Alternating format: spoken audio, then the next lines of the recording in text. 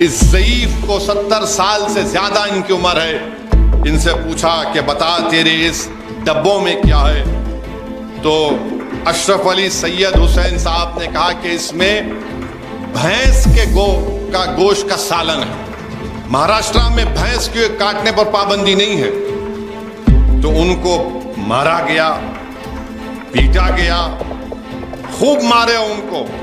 Video recording करते हैं मारने की, मुसलमानों की। ये ग्रुप में मारते हैं, 1 to 1 कभी नहीं आते ये पूरे। अब ये कानून बनाने जा रहे हैं वक्फ का। ये वक्फ को मजबूत बनाने के लिए नहीं, अगर पूरी दुनिया में अगर कोई झूठों का सरदार है तो उसका नाम नरेंद्र मोदी। कि हमारी बेटियां, हमारी माएं ज्यादा बच्चे पैदा करती हैं, हमारे हिंदू बहनों के गलों से मंगलसूत्र छीनकर हमको दिया जाएगा, भैंसों को हमारे हिंदू भाइयों से छीनकर मुसलमानों को दिया जाएगा। ये मोदी ने कहा था राजस्थान में अपने भाषण में, और अब हुकूमत इनकी बन के 100 दिन भी नहीं हुए, आपने वक्फ का कानून ला लिया। भारत की आवाम को झूठ बोला गया कि कोई कानून नहीं है, हिंदू, ईसाई, सिख जो बांग्लादेश, पाकिस्तान, बांग्लादेश के, उनको भारत की सिटीजनशिप नहीं दी जा सकती। ये झूठ फैलाया गया था, जबकि कानून था। मगर मकसद क्या था CAA का, कि जब CAA का कानून बनेगा तो NPR और NRC के जरिए भारत के मुसलमानों को उन्हीं के मुल्क में उनको सिटीजनशिप से, शहरियत से, उससे उनको छीन लिया जाए। इसकी मिसाल मैंने दिया, आज भी दे रहा हूं। आसाम में सुप्रीम कोर्ट के मातहत NRC हुआ, उसमें 20 लाख लोगों के नाम नहीं आए, जिसमें 2 या 3 लाख के करीब मुसलमानों के नाम नहीं आए। उन 2 लाख मुसलमानों के ताल्लुक से कहा जा रहा है कि उनको फॉरेनर्स ट्रिब्यूनल के पास जाकर अपनी भारत की नागरिकता या शहरियत को साबित करना पड़ेगा, और दूसरे जो नॉन मुस्लिम है उनको CAA से हम शहरियत दे देंगे। ये मैं नहीं कह रहा हूं, आसाम का मुख्यमंत्री कह रहा है। ट्रिपल तलाक का कानून, CAA का कानून, UAPA का कानून, ये नरेंद्र मोदी की हुकूमत ने बनाया। अब ये कानून बनाने जा रहे हैं वक्फ का। ये वक्फ को मजबूत बनाने के लिए नहीं, अगर पूरी दुनिया में अगर कोई झूठों का सरदार है तो उसका नाम नरेंद्र मोदी है। तो इसको समझना पड़ेगा। फिर नरेंद्र मोदी ने कहा था अपनी इस हालिया पार्लियामेंट के इलेक्शन में, क्या कहा था कि हमारी बेटियां, हमारी माएं ज्यादा बच्चे पैदा करती हैं, हमारे हिंदू बहनों के गलों से मंगलसूत्र छीनकर हमको दिया जाएगा, भैंसों को हमारे हिंदू भाइयों से छीनकर मुसलमानों को दिया जाएगा। ये मोदी ने कहा था राजस्थान में अपने भाषण में, और अब हुकूमत इनकी बन के 100 दिन भी नहीं हुए, आपने वक्फ का कानून ला लिया। 100 दिन भी नहीं हुए। सबसे बड़ा मुद्दा इस मुल्क में बेरोजगारी का है। चाहे हिंदू हो, मुसलमान हो, ईसाई हो, दलित हो, आदिवासी हो, अपर कास्ट हिंदू हो, कोई भी हो, वो नौजवान के पास रोजगार नहीं है। वो रोजगार के लिए तड़प रहा है, मगर नरेंद्र मोदी को उसकी फिक्र नहीं है। किसान खुदकुशी कर रहे हैं, धरना दे रहे हैं दिल्ली के बॉर्डर पर कि MSP मिलना चाहिए, मोदी को उसकी फिक्र नहीं है। चीन हमारी 2000 स्क्वायर किलोमीटर जमीन पर कब्जा करके बैठ गया। नरेंद्र मोदी कह रहे हैं कि मैं और चीनी इंजीनियरों को भारत में आने का वीजा दूंगा, और तुम पैसा इन्वेस्ट करो भारत में। आप अंदाजा लगाइए हमारे वजीर आजम की, उनकी हुकूमत की ज़हनियत का, कि रोजगार, बेरोजगारी मसला है नहीं, किसान परेशान है नहीं, मगर किसके पीछे पड़ गए? मुसलमानों के पीछे। और कैसे पीछे पड़े? मैं आपको हालिया 3-4 दिन के वाकयात बता रहा हूं, जाकर आप चेक कर लीजिए। 25 अगस्त के दिन त्रिपुरा में रानी बाजार में मुसलमानों की जायदादों पर हमले किए गए, जलाया गया। 30 मुस्लिम परिवारों को, फैमिलीज मुतासिर हुए। 10 घरों को तोड़ा गया, लूटा गया। 11 गाड़ियों को जला दिया गया। 6 दुकानों को बर्बाद किया गया। 3 भैंसों को लूट लिया गया। और मुसलमानों के पास जो 4 गाय थी उसको भी छीन कर लेकर गए। फिर ओडिशा कटक में ये जो नाम निहाद गौ रक्षक हैं, इनको रक्षक बोलने के बजाय राक्षस कहना बेहतर होगा।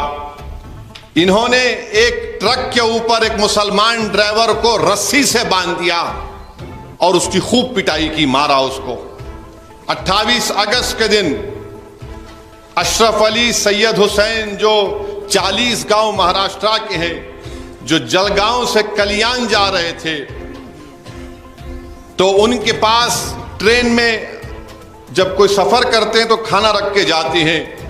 वहां पर बलवाइयों ने, माप ने इस ज़ईफ को, 70 साल से ज्यादा इनकी उम्र है, इनसे पूछा कि बता तेरे इस डब्बों में क्या है। तो अशरफ अली सैयद हुसैन साहब ने कहा कि इसमें भैंस के गोश्त का सालन है। महाराष्ट्र में भैंस के काटने पर पाबंदी नहीं है। तो उनको मारा गया, पीटा गया, खूब मारे उनको। वीडियो रिकॉर्डिंग करते हैं मारने की, मुसलमानों की। ये ग्रुप में मारते हैं, 1 to 1 कभी नहीं आते। पूरे ग्रुप में आते हैं। ग्रुप में एक ज़ईफ बूढ़े को मारे हैं। आप बताइए कि तुम्हारा बाप भी तो उस तरह की उम्र का होगा जालिमो। तुमने 70 साल के बूढ़े को, जो कह रहा है कि भाई भैंस का गोश्त है, वो कल्याण में उतरना चाहते थे, उनका स्टेशन कल्याण था, तो बोले नहीं उतर सकते। और उनके जेब से 2800 रुपये भी छीन लिए ये तमाम जालिम लोग। मोबाइल फोन छीन लिए और धमकी दी गई, पुलिस में कंप्लेन करेंगे तो तुम्हारी जान ले ली जाएगी। रेलवे की पुलिस ने कहा कि नहीं, सीट का झगड़ा था, सीट का झगड़ा नहीं था। अच्छा, आपको मालूम वो जो मारने वाले क्यों जा रहे थे कल्याण को? वो जलगांव से कल्याण क्यों जा रहे थे? वो पुलिस में भर्ती का एग्जाम लिखने जा रहे थे। ये फिर कल मेरी बात हुई अशरफ अली सैयद साहब से। मैं उनसे बात किया फोन करके, हमारे मजलिस के जिम्मेदार उनके साथ गए दोबारा रेलवे स्टेशन को कंप्लेन कराने के लिए। बाद में फिर जब वीडियो आम हो गया, उनसे जो सलूक किया गया, तो हजरत रेलवे पुलिस को जरा शर्म आई। पहले तो बोले नहीं, सीट का झगड़ा है, खैर केसेस बुक करे। उसके बाद 26 साल ये चक्की ददरी हरियाणा में है। 26 साल के साबिर मालिक जो मगरबी बंगाल के लेबर हैं, इनको इन जालिमों ने दुकान पर बुलाया और क्या बोलकर बुलाया, क्योंकि ये साबिर जो है ये खाली प्लास्टिक के बोतल का कारोबार करते हैं। और जैसा साबिर मलिक गया, उसको खूब मारना शुरू कर दिए कि तू गोश्त खाता है। उसका वीडियो है, देख लो आप। जमीन पर, रोड पर मार रहे हैं लोग। आकर हिंदू लोग आके बोले क्या कर रहे तुम, क्यों मार रहे उसको? तो बोले ठीक है, तुम्हारे सामने नहीं मारते, उसको दूसरी जगह लेकर गए। इतना मारे कि साबिर मलिक मर गया और 5 लोगों को गिरफ्तार किया गया। अगस्त 25 को शाहडोल एक जगह है मध्य प्रदेश में, एक दलित परिवार के बच्चे को जालिमों ने उसको खूब मारा और बोला कि मुर्गा बन, उसकी तौहीन की, जिल्लत की। फिर बिहार, सीतामढ़ी में, बांग्लादेश में क्या हो रहा है तुम नहीं देख रहे। फिर उसके बाद उत्तर प्रदेश में एक समाजवादी पार्टी के नेता हैं, लीडर है हाजी मोहम्मद रजा उनका नाम। ये बाखरगंज फतेहपुर के रहने वाले, क्योंकि वो फतेहपुर की सीट पर बीजेपी हार गई, समाजवादी का एमपी जीत गया, तो हाजी मोहम्मद रजा मोदी के खिलाफ तकरीर कर दिए। तो वहां की यूपी की हुकूमत ने हाजी मोहम्मद रजा की 3 स्टोरी की बिल्डिंग को डिमोलिश कर दिया कि ये गुंडा है, माफिया है। पूरी बिल्डिंग को उनकी तोड़ दिए, क्योंकि सुल्तानपुर से बीजेपी नहीं जीत पाई थी। फिर यूपी बिजनौर में एक मुस्लिम टीचर है आयशा परवीन, उस पर झूठा इल्जाम लगाया गया कि ये हिंदू हमारी बेटियों को तिलक लगा कराने नहीं दे रही है। हेडमास्टर नहीं चाहता था कि आयशा परवीन स्कूल में रहे, तो उस पर यह इल्जाम लगा दिया। तहकीकात के बाद मालूम हुआ इल्जाम झूठा है। मुरादाबाद में एक मुसलमान बच्चे को गली के लोग खूब पीट दिए जो दूध लाने गया। क्यों पीटे उसको? नहीं, ये लड़कियों को छेड़ा। उसका बाप बीच में आके बोला ये कैमरा लगे हुए, चेक कर लो अगर मेरा बेटा है तो। नहीं, हम बोल दिए, खूब पीटे।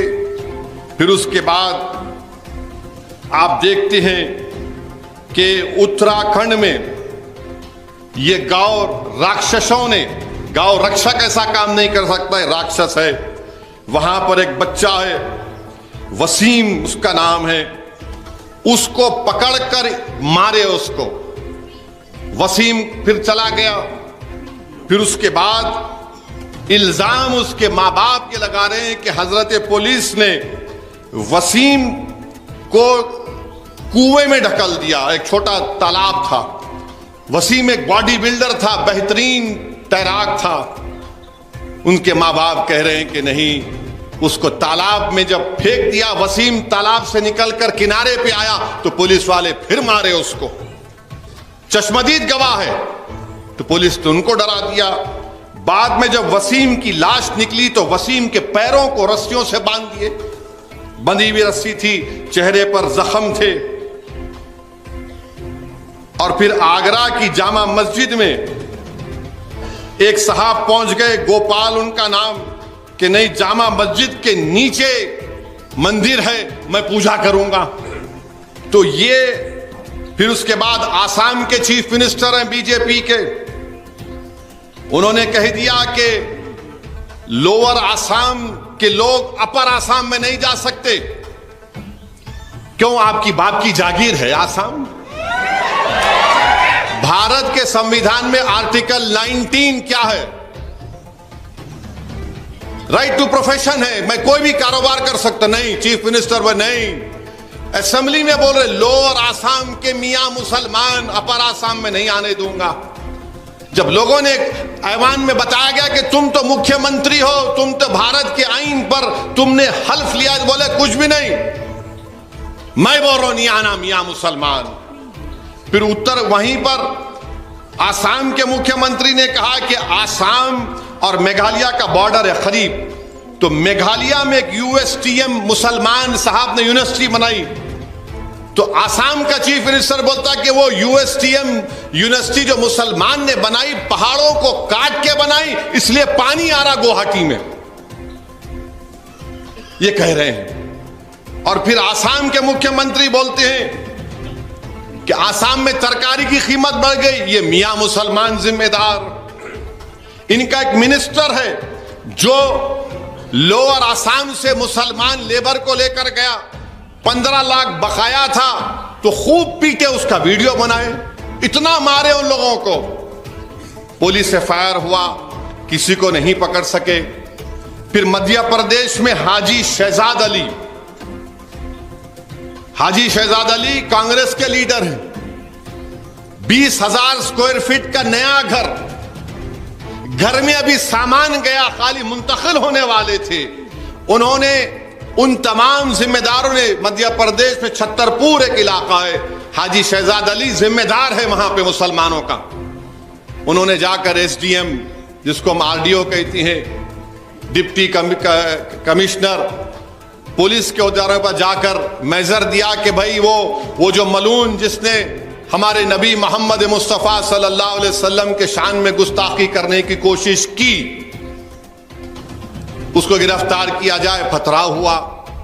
अरे जिसको एसडीएम पकड़ के बोला मियां रुकाओ, शहजाद अली रुकाओ, वो रुकाने की कोशिश की, उनको भी पत्थर लगे। तो बाद में बुलडोजर लाकर 20,000 स्क्वायर फीट के नए घर को निस्तो नाबूद कर दिए, जमीन दोस्त कर दिए। उनकी 3 गाड़ियां थी फॉर्च्यूनर, पूरों को बर्बाद। अब बाद में वहां की मध्य प्रदेश हुकूमत बोलती है नहीं, वो एफटीएल में घर बना हुआ था। समझिए आप बात को, वो घर एफटीएल में बना हुआ था इसलिए हम तोड़ दिए उसको। बनते वक्त क्या तुम्हारे मुंह में गुलाब जामुन था या तुमको तुम्हारी अम्मा का चेहरा नजर आ रहा था उसमें? 20,000 स्क्वायर फुट का घर बन के सामान नहीं, एफटीएल का एरिया था, आपने उसको।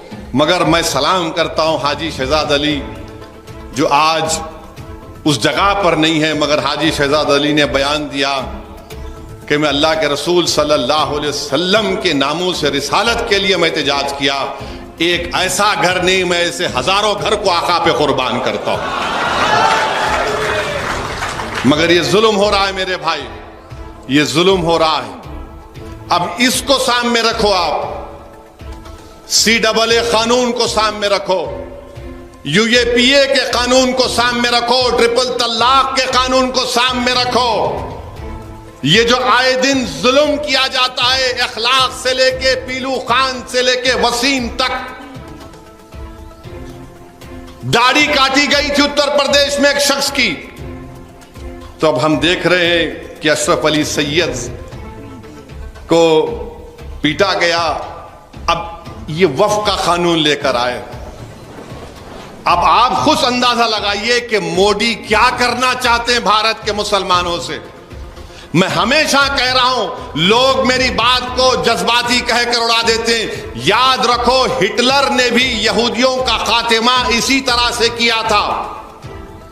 पहले उनको मारो, उनके घर छीनो, उनके घर को तोड़ दो कि तुम्हारे पास कागजात नहीं है।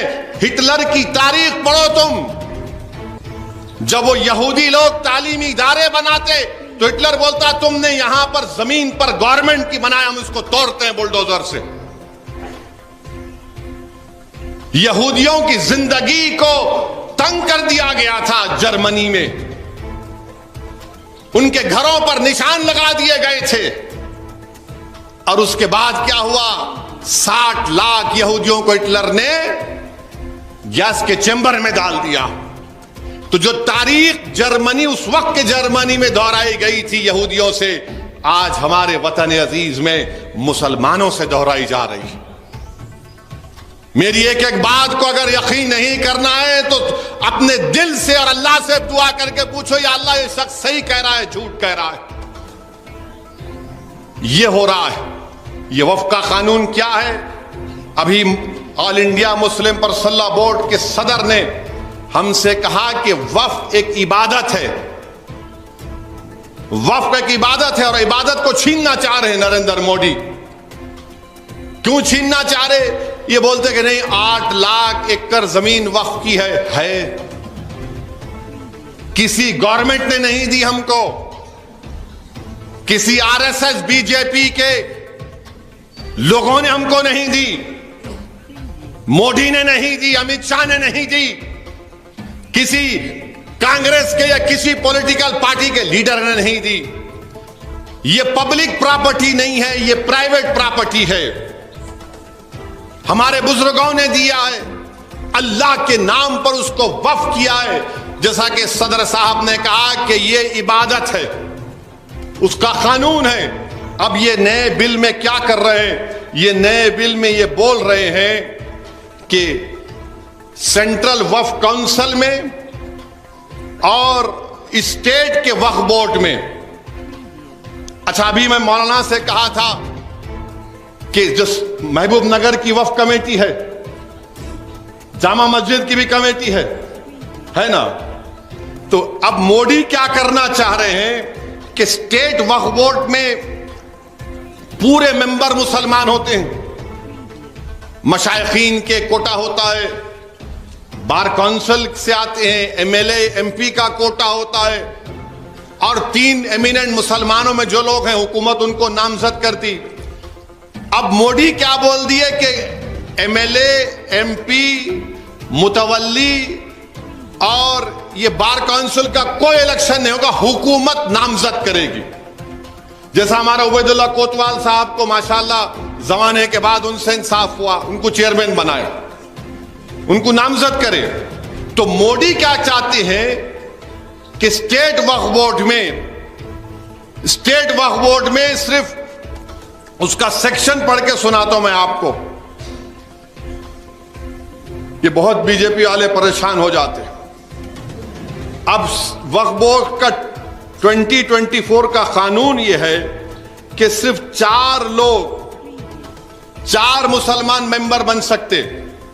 कौन सी कैटेगरी से? मुतवल्ली, वो भी हुकूमत नामजद करेगी, एमिनेंट स्कॉलर माने आलिम दीन, और जो 2 और म्युनिसिपैलिटी या पंचायत से जो जीत कर आते उनको हुकूमत नामजद करेंगी।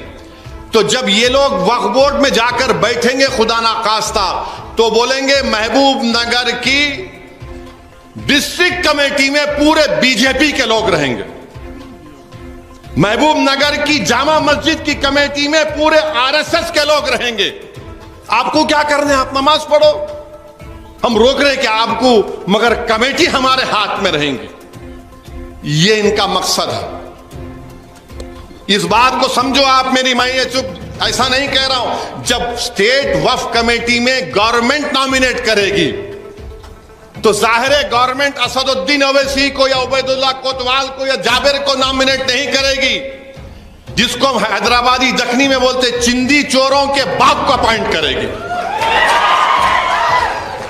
जो लोग अपना ईमान बेचने के लिए तैयार है उनको अपॉइंट करेगी, जो खत्मे नबूवत के मुनकिर है उनको अपॉइंट करेगी। अच्छा, सेंट्रल वक्फ काउंसिल में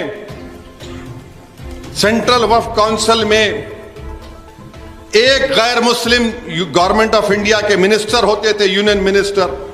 उसके बाद 1995 सेक्शन 9H में जाकर देखिए कौन कौन जो बनेंगे पूरे मुसलमान रहेंगे। अब नरेंद्र मोदी ये बोल रहे हैं कि सेंट्रल वक्फ काउंसिल में 2 तो गैर मुस्लिम रहेंगे, हम चाहे तो पूरों को भी बनाएंगे। और फिर स्टेट वक्फ बोर्ड में सिर्फ 4 हम नॉमिनेट करेंगे, नामजद करेंगे, इलेक्शन नहीं होगा स्टेट वक्फ बोर्ड का। मेरा पूछना नरेंद्र मोदी से यह है कि ये जो यूपी में काशी विश्वनाथ, हमारे मीडिया के तेलुगु मीडिया के लोग भी हैं, मैं शुक्रगुजार हूं आप इतनी रात से बैठे हुए हैं। यूपी में काशी विश्वनाथ मंदिर का एक्ट है 1983, सेक्शन 3 सेक्शन 6 सबसेक्शन 3 पढ़ लो आप, जिसमें साफ तौर पे बोल रहे हैं काशी विश्वनाथ मंदिर का कोई मेंबर वही बनेगा जो हिंदू होगा, सिर्फ हिंदू।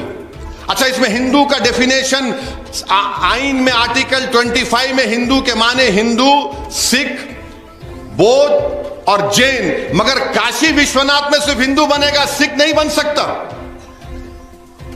बौद्ध का नहीं बन सकता, ना जैन बन सकता। मगर हमारे वक्फ बोर्ड में आप कह रहे हैं कि हम गैर मुस्लिम को बनाएंगे।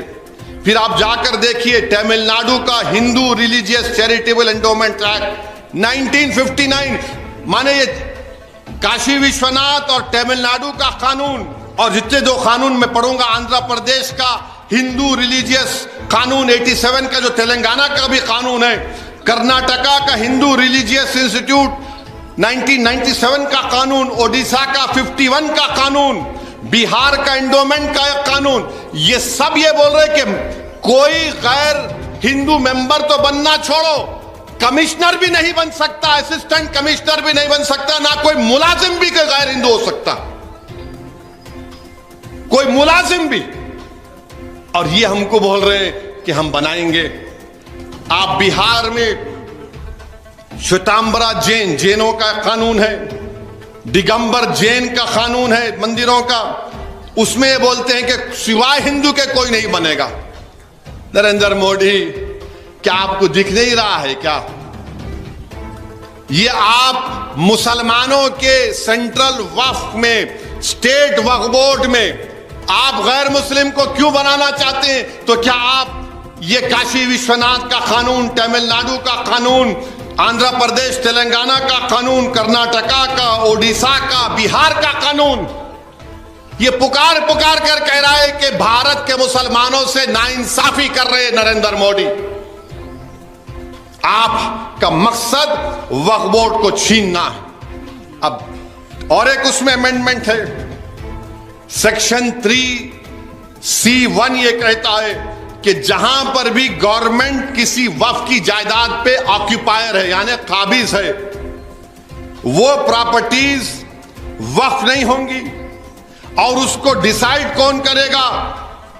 कलेक्टर डिसाइड करेगा, उसका फैसला फाइनल होगा।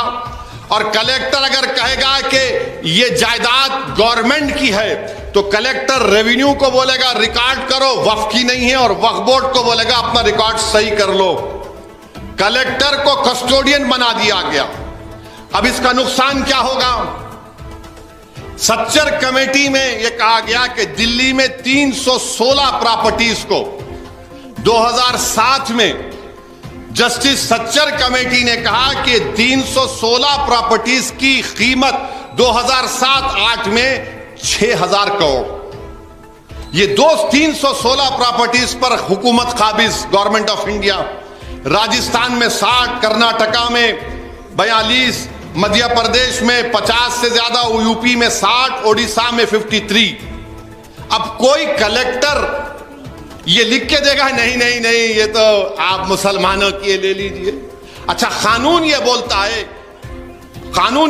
है कि अगर मेरे पास कोई मसला है, मेरे पास जिम्मेदारी दी गई, तो मैं अपने मसले में जज नहीं बन सकता ना, किसी और को सालिस बनाना पड़ेगा।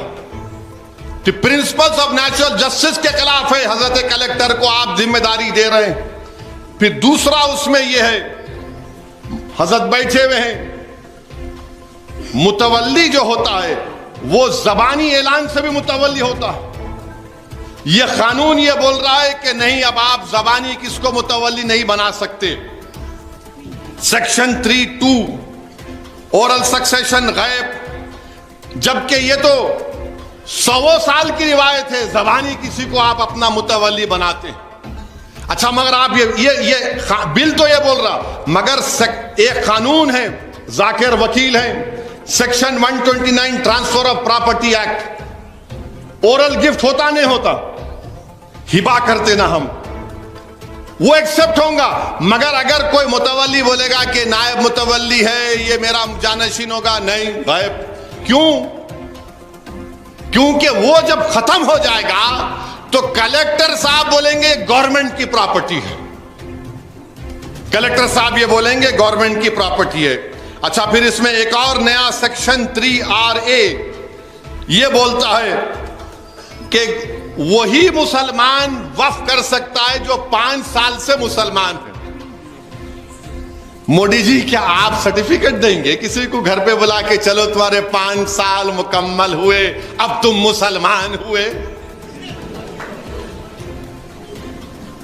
5 साल उन्हें मुकम्मल करना कहते।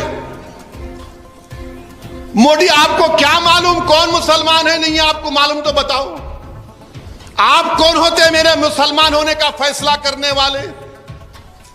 नहीं, उन्हें 5 साल दिखाना। उन्हें अगर महबूब नगर में कोई मुसलमान बोल रहा कि भाई मैं ये जमीन अल्लाह के नाम पे इबादत समझ के वक्फ कर रहा हूं, तो कलेक्टर साहब बोलेंगे तुम 5 साल से मुसलमान है ही नहीं है।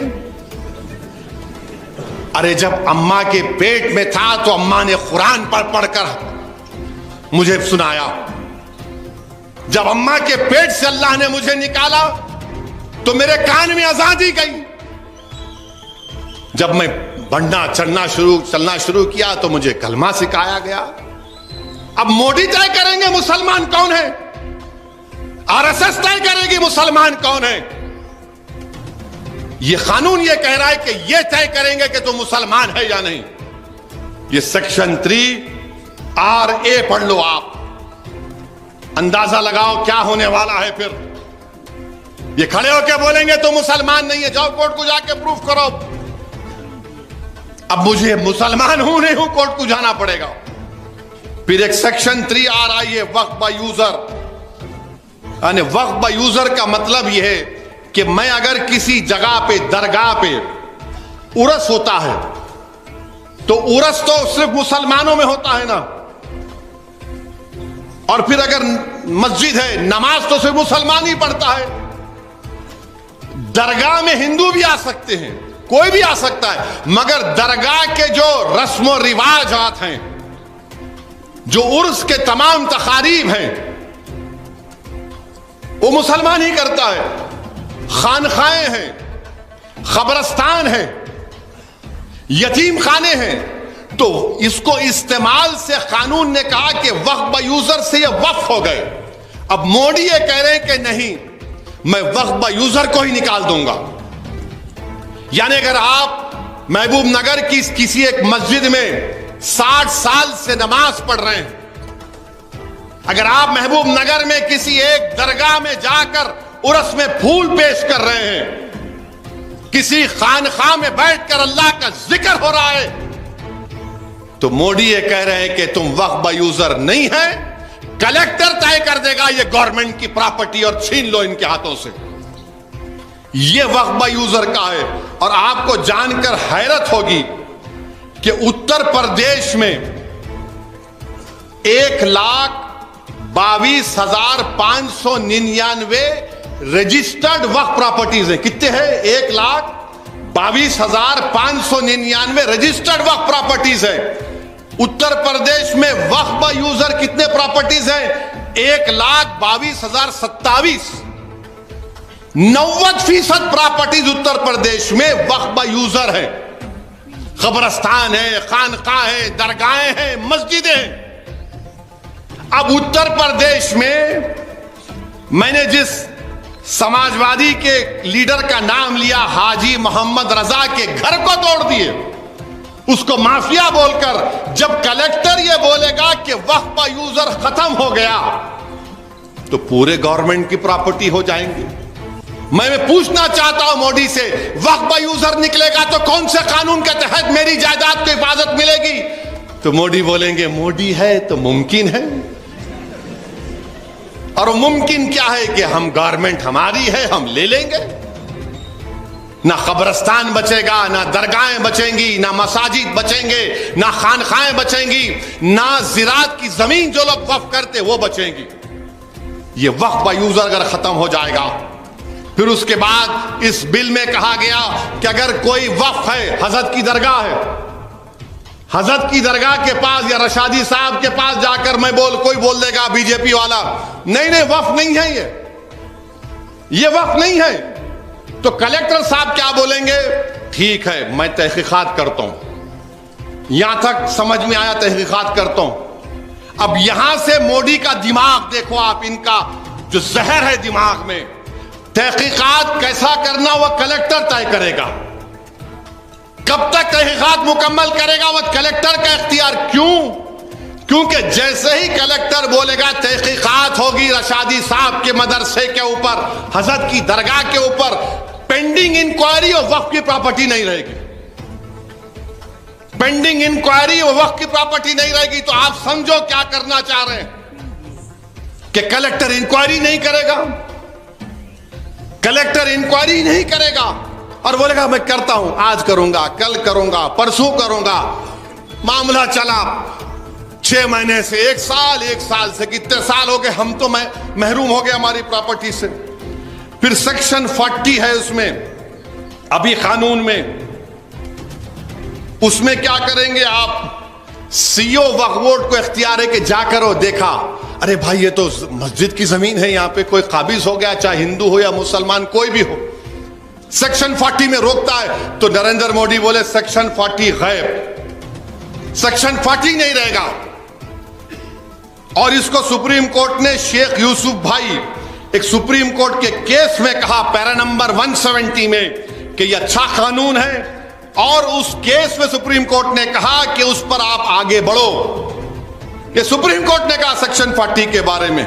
और ऐसा ही प्रोविजन सेक्शन 40 का हिंदू एंडोमेंट बोर्ड में है। हिंदू एंडोमेंट बोर्ड में है कि वहां के असिस्टेंट कमिश्नर को इख्तियार है कि वो मंदिर की, देवताओं की जायदाद के नाम पर जो दिया जाता है उसको बचा सके। मगर आप नरेंद्र मोदी कह रहे हैं कि नहीं। अच्छा, फिर एक और कानून पर कई अमेंडमेंट है उसमें। अच्छा, ट्राइब्यूनल, अब वक्फ का ट्राइब्यूनल है तो उसमें क्या है, एक जज, डिस्ट्रिक्ट जज, सीनियर जज है, रियासत के चीफ जस्टिस अपॉइंट करते, एक आलिम दीन और एक गवर्नमेंट नॉमिनेट करती। अब मोदी क्या बोल रहे, कोई डिस्ट्रिक्ट जज नहीं, रिटायर्ड डिस्ट्रिक्ट जज, रिटायर्ड डिस्ट्रिक्ट जज, रिटायर्ड गवर्नमेंट एम्प्लॉय। चलिए समझ में आया, मगर खतरा इसमें क्या है, अगर दो में से एक को अपॉइंट करे तो उन्हें एक सुनेगा केस को। गवर्नमेंट अपॉइंट कर रही मेरे को, और अगर गवर्नमेंट नहीं करी तो हिंदू एंडोमेंट बोर्ड का ट्राइब्यूनल भी सुन सकता है केस को, यह कहा गया। अच्छा, फिर इसमें एक सेक्शन है, अगर कल कलेक्टर मौलाना से कहेगा कि मौलाना आप इस दरगाह शरीफ के मुतवल्ली हैं, आप लिख कर दे दीजिए खानखा गवर्नमेंट की है, अगर मौलाना लिख कर नहीं दिए तो कलेक्टर मौलाना को 6 महीने की सजा दे सकता और फाइन भी कर सकता। यह इस कानून में है, पढ़ो आप, इसीलिए आपको बता रहा हूं। फिर उसमें क्या कहा गया कि कलेक्टर को कोई जाके बोलने की भी जरूरत नहीं है।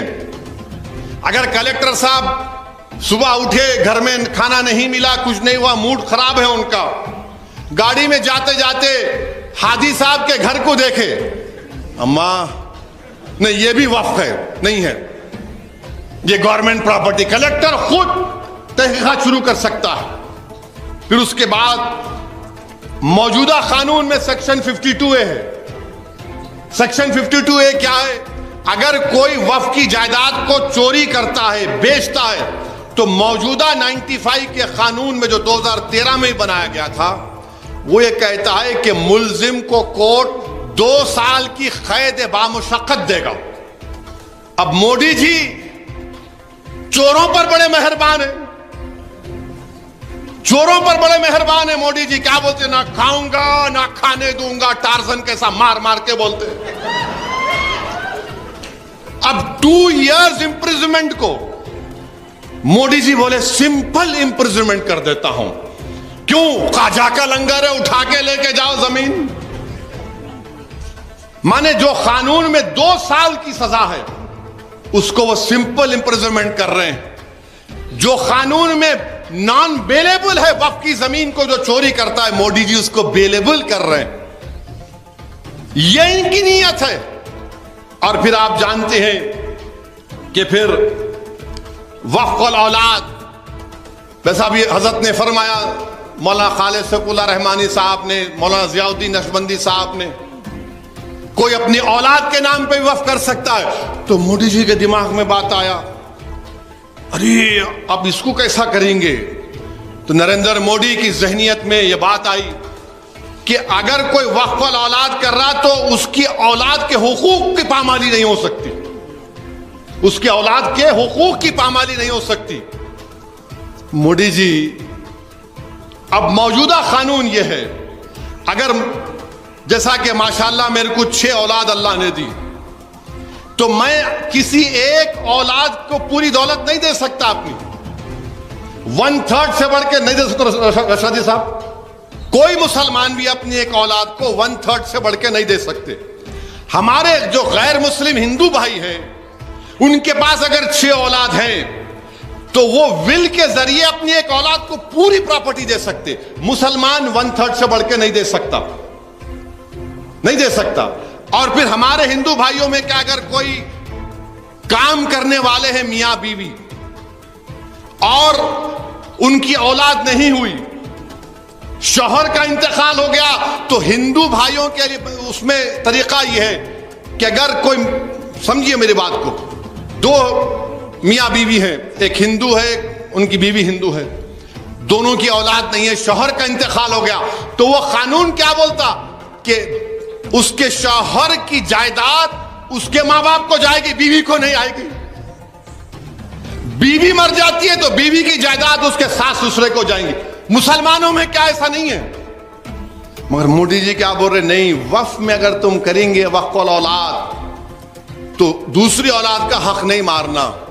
मोदी जी, मैं अल्लाह के नाम पे दे रहा हूं, और मैं औलाद के लिए कर रहा हूं वक्फ। अभी हजरत ने समझाया मर मोदी जी बोलते आप नहीं कर सकते, यानी वक्फ औलाद गैब, वक्फ औलाद गैब। फिर उसके बाद ये भी एक उसमें कानून बनाया, क्या बनाया उन्होंने कि कोई हिंदू वक्फ प्रॉपर्टी नहीं दे सकता। पहले दे सकते थे, अभी भी दे सकते, अगर एक खुदा ना खास्ता लाखों बार ये कानून बन गया तो कोई हमारा हिंदू भाई या ईसाई भाई या कोई भी हो, किसी और मजहब का हो, प्रॉपर्टी नहीं दे सकता। मेरा सवाल नरेंद्र मोदी से यह है कि जब आप हिंदू भाई वक्फ की प्रॉपर्टी नहीं दे सकते तो कैसे हिंदू भाइयों को आप स्टेट और सेंट्रल वक्फ बोर्ड में मेंबर बना रहे? प्रॉपर्टी नहीं दे सकते मगर मेंबर बनेंगे, प्रॉपर्टी नहीं दे सकते मगर महबूबनगर डिस्ट्रिक्ट कमेटी के चेयरमैन बन जाएंगे, प्रॉपर्टी नहीं दे सकते मगर महबूबनगर की मस्जिद और दरगाहों के जिम्मेदार बन जाएंगे। और फिर इसमें एक और बात समझो आप, लिमिटेशन होता है, लिमिटेशन पीरियड, कि अगर आप किसी की जायदाद पर काबिज है 12 साल से, उसको अंग्रेजी में बोलते हैं एडवर्स पोजेशन। वक्फ की जायदाद में लिमिटेशन नहीं है। मोदी जी बोल रहे नहीं, लिमिटेशन रहेगा। क्यों रहेगा? क्योंकि वो जो बंबई में वो बड़ा दौलतमंद है ना, जिसकी औलाद की शादी के चर्चे पूरी दुनिया में चले, उसके ताल्लुक से 2013 में मैंने नाम लेकर कहा, उसका पार्लियामेंट में तकरीर है, वो आगा खानियों का यतीम खाना था। वाकिफ ने कहा कि उस जगह पर कुरान पढ़ाया जाए, तो इस दुनिया के दौलत तरीन आदमी ने उस यतीम खाने को धोखाधड़ी से 20 करोड़ में खरीद लिया और अपना एक बड़ी बिल्डिंग बना दी। तो क्या है इसका मतलब? लिमिटेशन खत्म। जो काबिज है 12-13 साल से लिमिटेशन गया, उन्हें मालिक बन जाता। अच्छा चलो उससे भी नहीं हुआ तो कलेक्टर साहब है, कलेक्टर साहब है, कलेक्टर साहब बोल देंगे नो नो नो, मुसलमान ने आपकी नहीं है प्रॉपर्टी, इवैक्यू प्रॉपर्टी है। यानी जो लोग पाकिस्तान को गए थे, खास तौर से पंजाब, हरियाणा, यूपी से, वो जाने से पहले भारत के नागरिक थे उस वक्त, जो भी भारत था, उन्होंने वक्फ कर दिया। तो मोदी जी बोले ओहो बहुत है रे यहां पे मलाई, अपने दोस्तों को दे सकता हूं मैं, जिसको पार्लियामेंट में हम लोग बोलते हैं डबल ए। 2 डबल ए है भारत में, कहीं असदुद्दीन अकबरुद्दीन नहीं समझना आप, ये 2 डबल ए प्लस है, वो डबल ए माइनस है। तो इवैक्यू प्रॉपर्टी का कानून खत्म, गवर्नमेंट की हो जाएंगी।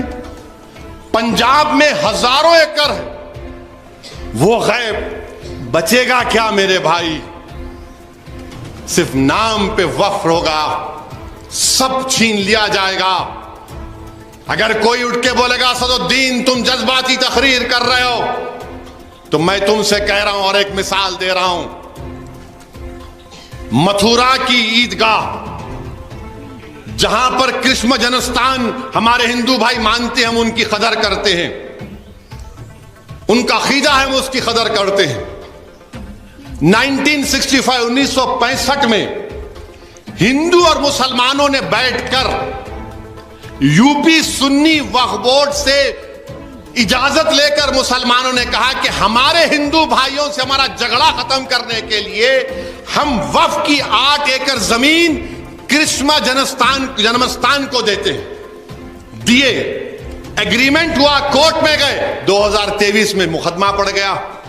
अब जब वो ये कानून बन जाएगा तो कलेक्टर बोलेगा गवर्नमेंट प्रॉपर्टी, कलेक्टर बोलेगा है ही नहीं, गई मस्जिद।